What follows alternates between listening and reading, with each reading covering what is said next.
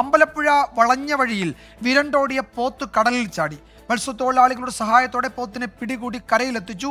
മനീഷ് മഹിപാൽ വിവരങ്ങൾ നൽകും. ആലപ്പുഴയിൽ നിന്ന് ആ ദൃശ്യങ്ങളാണ് പ്രേക്ഷകർ കാണുന്നത്. ആദ്യം ആ ദൃശ്യങ്ങളിലേക്ക്.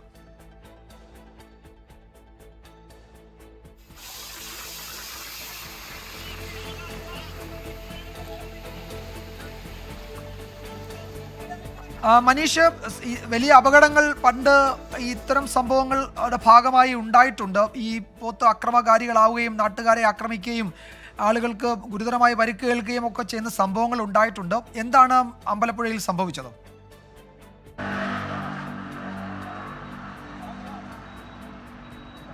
വിജയകുമാർ, ഈ അമ്പലപ്പുഴയിൽ സംഭവിച്ചത് നിത്യേന ഇവിടെ ഈ അറവ് ചെയ്യാൻ വേണ്ടി പോത്തിനെ കൊണ്ടുവരുന്ന സ്ഥലമാണ്. അഹമ്മദ് എന്ന് പറയുന്ന ഒരാളുടെ ഇറച്ചിക്കടയിലേക്കാണ് അറവ് ചെയ്യാൻ വേണ്ടിയിട്ട് പോത്തുകളെ കൊണ്ടുവന്നത്. അതിലൊരു പോത്താണ് ലോറിയിൽ നിന്ന് ഇറക്കുന്ന സമയത്ത് വിരണ്ടോടി ദേശീയപാതയിൽ അമ്പലപ്പുഴ വളഞ്ഞ വഴിയിൽ നിന്നും കാക്കാട് ഏകദേശം ദേശീയപാതയിൽ കൂടി തന്നെ 3 കിലോമീറ്റർ ഈ പോത്തോടി. പോത്തിൻ്റെ പിന്നാലെ ആളുകളും ഓടി.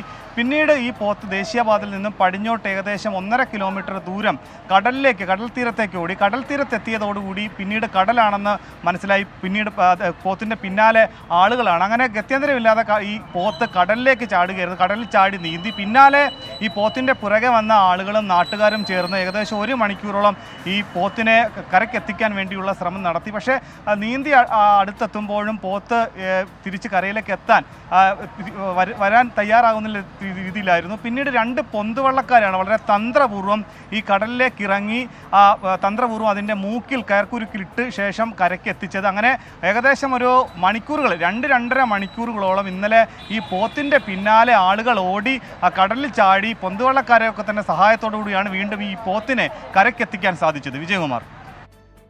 യെസ്, മനീഷ് മഹിപാലാണ് ആലപ്പുഴയിൽ നിന്ന് വിവരങ്ങൾ നൽകിയത്.